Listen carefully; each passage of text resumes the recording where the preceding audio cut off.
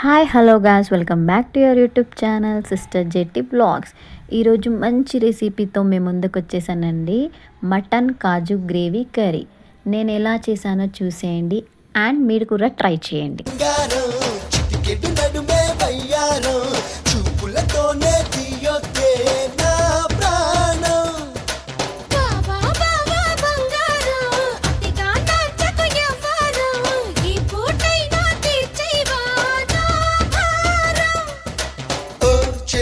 अरे चला उड़िगिन चके